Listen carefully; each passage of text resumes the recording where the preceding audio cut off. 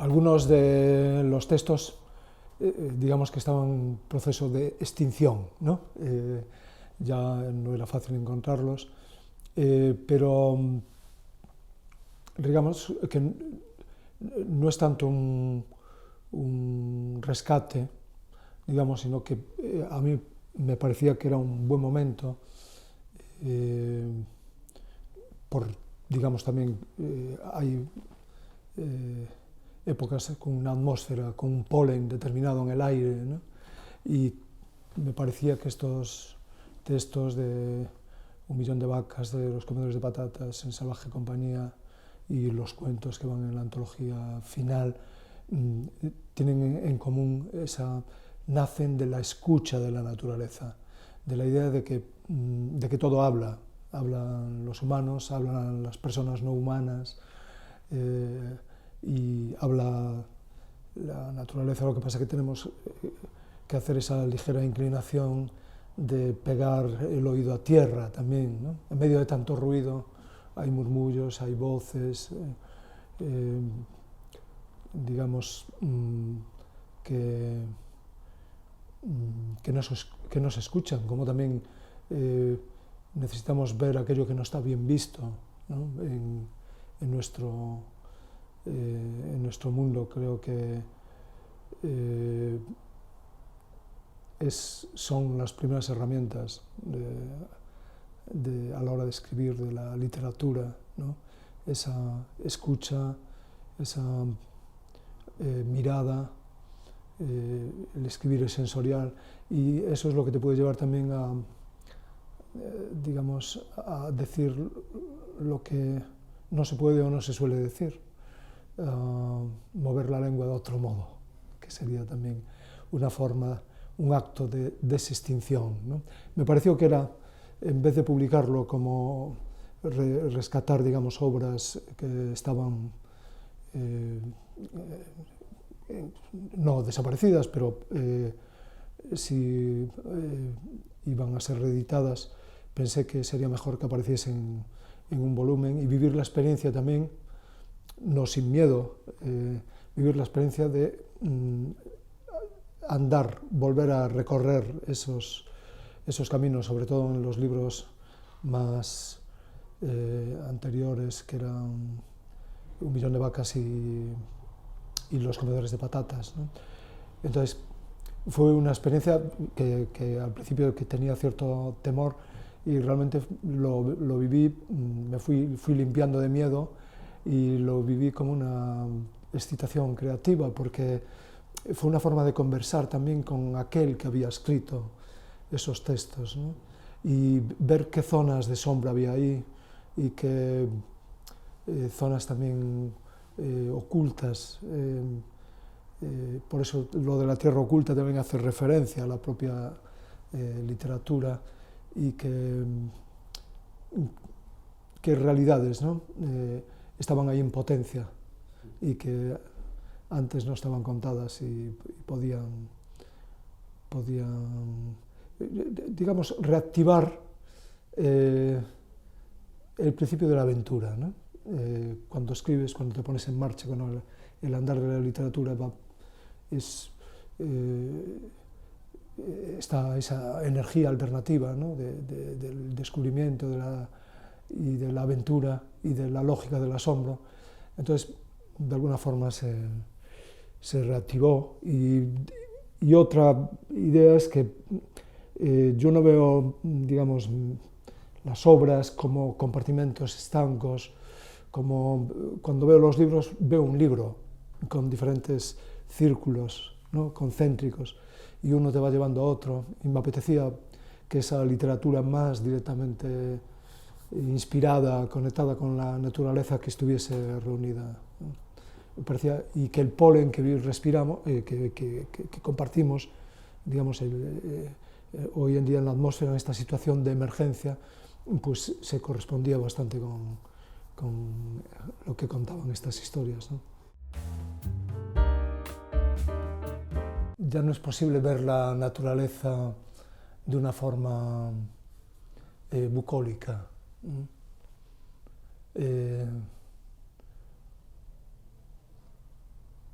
ni contemplativa, ni esa obsesión por decir, no, yo no soy turista, ¿no? Tiene que ver quizá algo con eso. Sabemos que la naturaleza, más que hablé antes de murmullos, lo que hay es una llamada de socorro que está emitiendo gritos, ¿no? A veces un amigo me contaba que se quedara ahí atrás, se quedara viendo un crepúsculo y que se asustó porque le parecía que ardía el mar, ¿no? Quiero decir que cuando vemos ya la belleza es algo que nos sacude, ¿no? Que nos inquieta también. Yo creo que el problema es que, claro, la velocidad en el proceso de destrucción y de extinción es muy acelerada. La maquinaria es muy potente, ¿no? El tecnopoder y la maquinaria pesada son realmente procesos muy acelerados. La fórmula contemporánea en la que vivimos, digamos, esto que llamamos sistema, podríamos definirlo como capitalismo impaciente igual a velocidad más codicio o codicia más velocidad, ¿no? En cambio, la toma de conciencia y sobre todo, lo más importante, ¿no? La toma de decisiones, digamos, pues, por ejemplo, que frenen el proceso de destrucción de lo que queda de salvaje en el mundo, bueno, de que no se expropie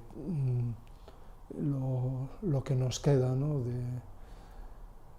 de naturaleza realmente no colonizada, ¿no?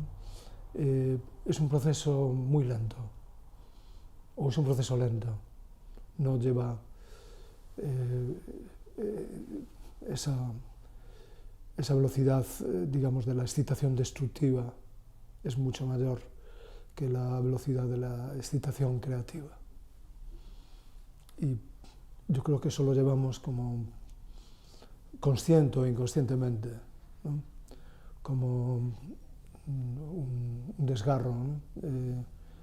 Porque al fin y al cabo somos también animales y de una forma u otra estamos participando del dolor de la tierra, ¿no? Sí, realmente lo que se da es, digamos, es un espacio de lucha, un espacio de crisis, un espacio de lucha, ¿no? Entonces, sí, yo también a la hora de escribir se cuestiona esa visión idealizada, digamos, de la aldea bucólica, ¿no? Del mundo de la naturaleza, ¿no?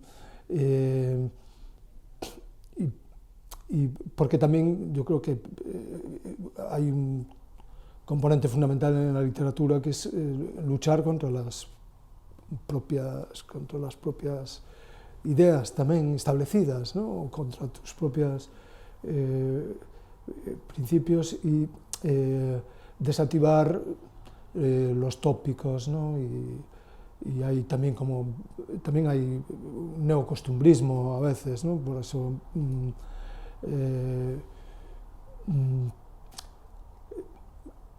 sí me parece que hay una parte de pulsión positiva, digamos, en volver esa mirada hacia el espacio, lo que es un espacio del abandono, ¿no? Un espacio además de abandono acelerado, ¿no? Y está bien como pulsión frente a otro tipo de, podríamos decir, de cosmopaletismo, ¿no? Una especie de cosmopaletismo que es, bueno, todo la idea de que siempre con accidentes, pero siempre vivimos un rumbo de progreso y cuanto más grande sea un espacio urbano, pues digamos, más creatividad, más diversidad cultural hay, ¿no? Cuando una pequeña aldea, un pequeño espacio, puede contener como metáfora pues, todo lo que hay en otro lugar urbano mucho más grande, ¿no? Pues una aldea, claro, lo que pasa es que la aldea no es ese lugar idílico, en la aldea también siempre hay un infierno, en la aldea hay pasiones, y hay procesos también de... La crisis no pasa en vano, está llena de cicatrices, de heridas, y el vacío, digamos, es terrible. El vacío también es terrible, ¿no? Yo a veces cuando se habla, ¿no?, en estos términos idílicos de, bueno, ir al campo para escuchar, ¿no?, a las aves, escuchar los sonidos de la naturaleza, de las estaciones, del agua, del nacer del agua, sí, y bueno, pero también hoy en día hay que pensar que lo que llamamos campo es como, y la ciudad es parte casi de una misma psicogeografía, ¿no?, que es como un grande arrabal donde lo que existe, sea en una ciudad, sea en el campo, es también el desamparo y la necesidad de un vínculo de amparo, pero a veces lo primero que escuchas al llegar al campo es una motosierra, ¿no? Y las motosierras son contagiosas, ¿sabes? Es la banda sonora del campo, también puede ser los tiros de los cazadores, ¿no? Quiero decir que hoy en día, a la hora de pensar, creo que hay que pensar que la naturaleza también, las ciudades también forman parte de ese desafío de vivir de otra forma, ¿no? Eso es lo más importante, ¿no? Aunque es cierto que también yo no puedo evitar, digamos, creo que hay una parte de lucha contra la desextinción, porque hay una parte de lo que llamamos mundo rural, cultura popular, que es muy útil para estos tiempos, ¿no? Y como por ejemplo, pues la idea del tiempo, la idea de una cierta idea de comunidad, ¿no?, que creo que es una de las angustias contemporáneas que tenemos, ¿no?, que es el miedo al abandono y digamos, la idea de comunidad no tiene por qué pertenecer a un pasado, ¿no?, ni a una época, digamos, determinada del campesinado, ¿no? Yo creo que hay cuestiones como la oralidad también, y, en fin,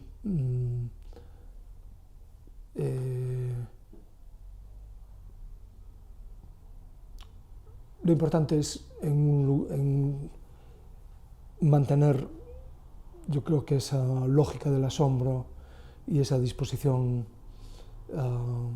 a la aventura, ¿no?, y esa curiosidad, y sobre todo que acabar con la idea del ser humano como ser dominante, ¿no?, que sea el trazo principal, hasta desde la primera escuela casi, digamos, con el supremacismo humano en el planeta, ¿no? No estar siempre pisoteando, ¿no? Y no sé, quizá la literatura tiene que ver con eso, es el lenguaje que no quiere dominar. Que las palabras todavía quieran decir, porque creo que el lenguaje está asustado también, ¿no? Y hablamos de situación de emergencia y eso afecta a las palabras, ¿no? Yo si algo siento después de de llevar tiempo escribiendo, es esa condición animal de las palabras, ¿no? Bueno, podríamos decir, llevaría la similitud más a los seres menudos, a los seres pequeños, ¿no? Que siempre tuvieron un valor simbólico en la cultura popular. Pensemos en la luciérnaga, la libélula, llamamos suaniña o rey en gallego, que es la mariquita, las ranas, los escarabajos. Yo cada vez veo más las palabras con esa mirada, digamos, de entomólogo, ¿no? Y eso lo que ves es que las palabras, al igual que estos seres menudos, tienen en común que hay palabras que también detectan el malestar, ¿no? El mal de aire, y esa situación, ese peligro de extinción que afecta al propio lenguaje. Además, hay momentos, vives momentos, ¿no? Porque palabras tan convencionales o tan apropiadas digamos, por los discursos, la retórica, como paz, de repente hay un momento, ¿no? Como el que estamos viviendo, que esa palabra de repente es como empieza a aletear, ¿no? Empieza a tener vida, empieza a tener sentido, y decirla significa, ¿no? Significa algo. Es un trabajo, creo que por eso es tan importante también la literatura, no solo porque necesitamos contarnos cuentos, ¿no? Contarnos historias, que posiblemente es lo que más define al ser humano, ¿no?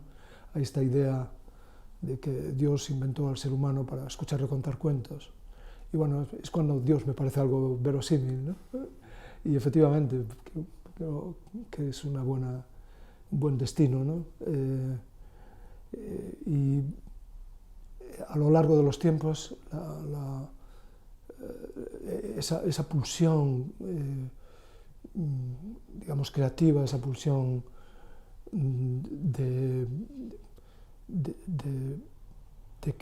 no cercenar la aventura en el lenguaje, de luchar contra el miedo, es lo que realmente atraviesa todos los tiempos, ¿no? Y nos llega hoy, nos permite seguir hablando hoy de literatura y de determinada forma de entenderla, ¿no? Que no sea como palabra de orden o palabra de marketing, ¿no?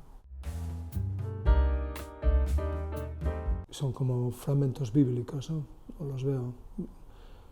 Uno, desde luego, Pedro Páramo y El Llano en Llamas, para mí son como el mismo libro, pero bueno, Pedro Páramo de Juan Rulfo, y tiene esa condición bíblica, ¿no?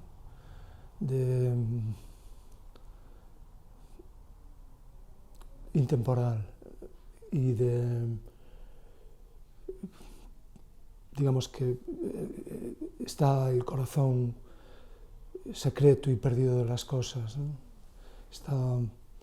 Es donde se ventila el murmullo de la vida, y es un libro que siempre tiembla, es una naturaleza que vives como un permanente descubrimiento. Puerca Tierra, de John Berger, es un libro muy valiente, además. En el momento en que se escribió, está cada día, que es algo también, los libros que te apasionan, que cada día te dice algo nuevo sobre lo que está pasando, ¿no?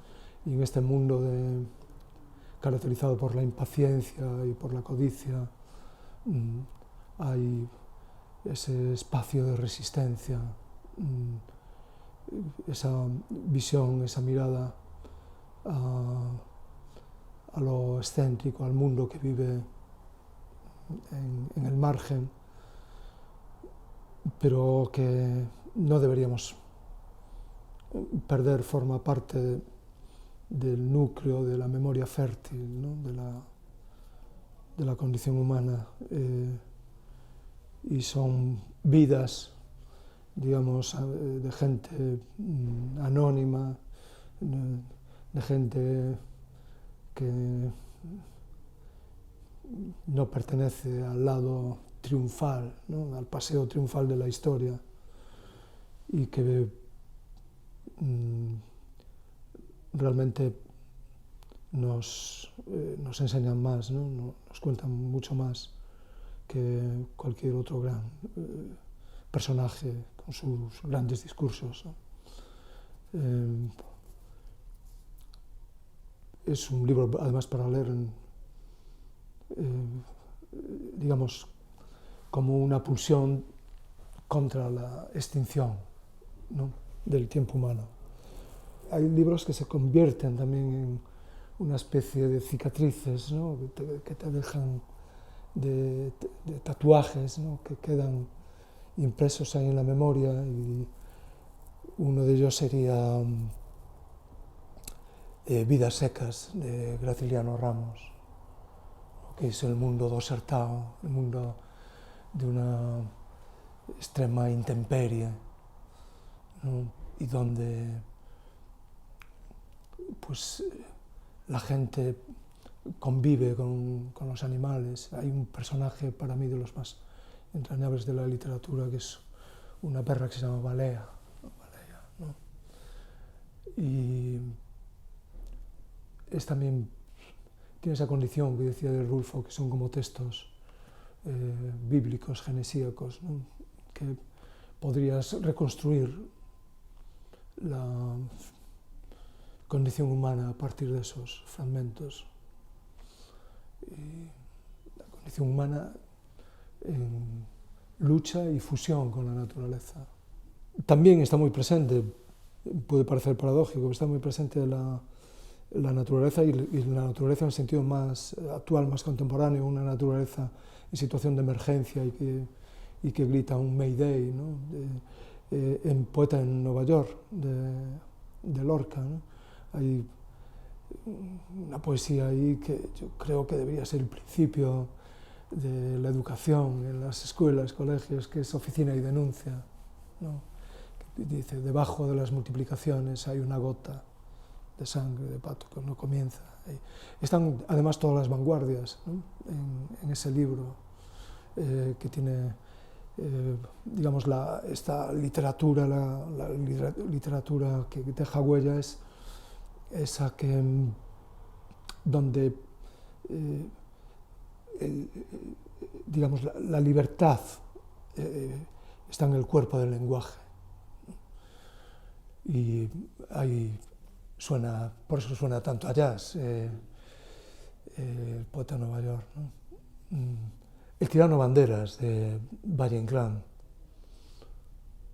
Bueno, es que es como el espacio así germinal de la narrativa que pone en cuestión el poder y esa pulsión autoritaria y supremacista, ¿no? del ser humano, ¿no? Creo que es un libro para entender, ¿no? El daño que puede hacer esa pulsión dominante, ¿no? Esa pulsión de estar por encima de los demás y de la naturaleza, ¿no? Miedo al planeta animal no es un gran libro de literatura en la forma en que está escrito, pero el contenido me parece que es tan heterodoso y es una mirada tan diferente que vale la pena citarlo, ¿no? De Jason Rival, y cuenta la historia del mundo de otra forma, ¿no? Y es desde la resistencia animal, desde chimpancés que defienden sus crías y que son capaces de asaltar un tren para recuperarlas, ¿no? Hasta los animales de circo que un día se rebelan contra domadores que son realmente dictadores, ¿no? Muchas historias, ¿no? Que hablan del sufrimiento animal, de la explotación animal, pero también de esa dimensión que yo creo que está muy poco contada, muy poco vista por el ser humano, que es cómo los animales también resisten, ¿no? Es apasionante ver que todavía hay animales salvajes, ¿no? Con toda esta maquinaria pesada de dominación y destrucción, y cómo hasta esos animales, esos seres menudos de los que hablamos, huyen del ser humano, reconocen en el ser humano un peligro, ¿no? Entonces, que siga existiendo en el mundo esa mirada, la mirada salvaje, para nosotros es quizá la mejor referencia heroica.